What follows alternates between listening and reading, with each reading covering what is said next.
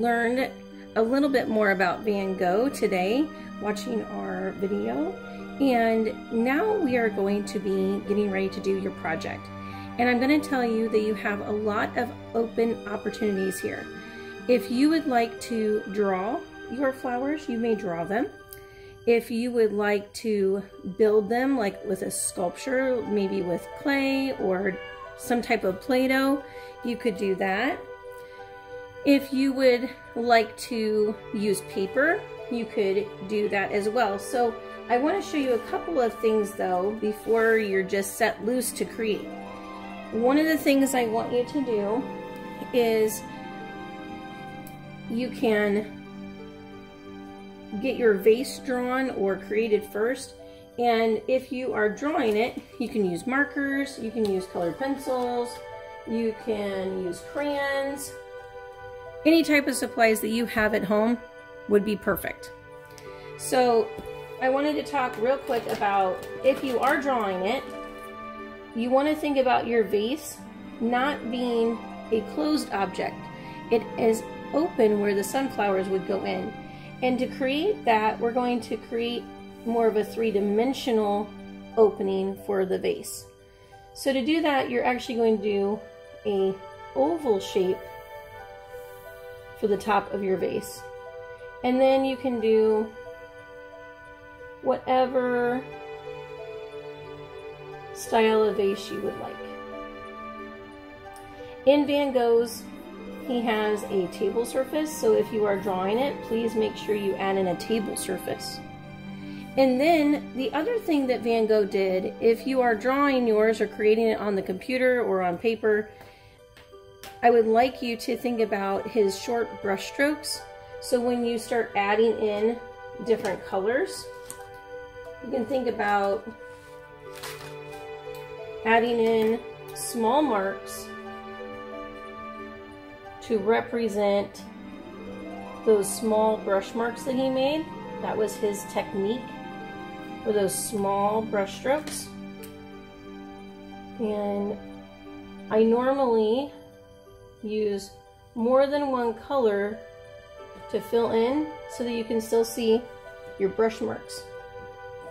Then if you want, you can even, if you're drawing it,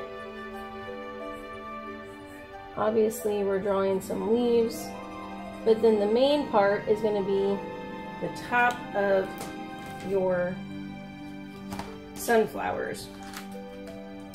And in the sunflowers themselves, we have a center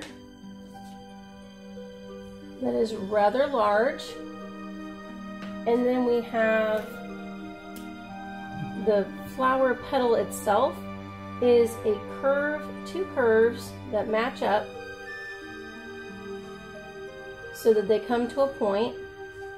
And the other thing is, sunflowers are normally what they call like a layered flower with different layers of petals. So in between the first drawn ones that you do, you want to go ahead and add in a second layer of petal.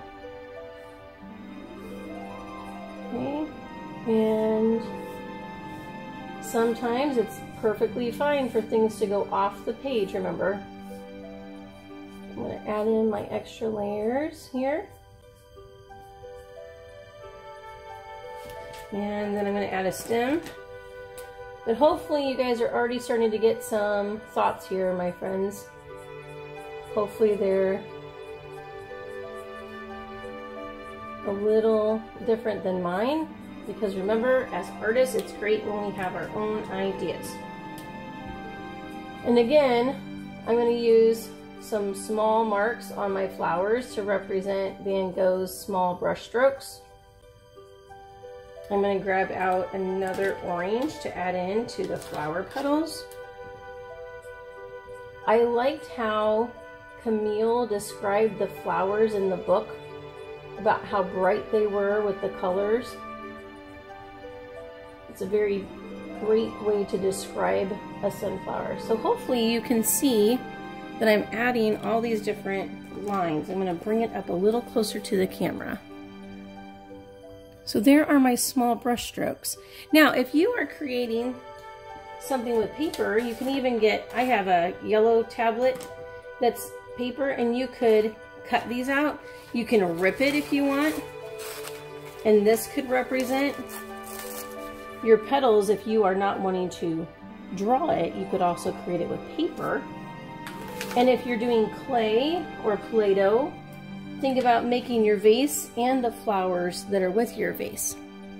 I am hoping that you are excited about having a lot of variety for how to complete your project. If you are drawing, or if you're using paper, or if you're creating with clay, or if you're using computer, I am excited to see what your creations are. And please send me those final pictures, and I cannot wait to see all the amazing things you create this week.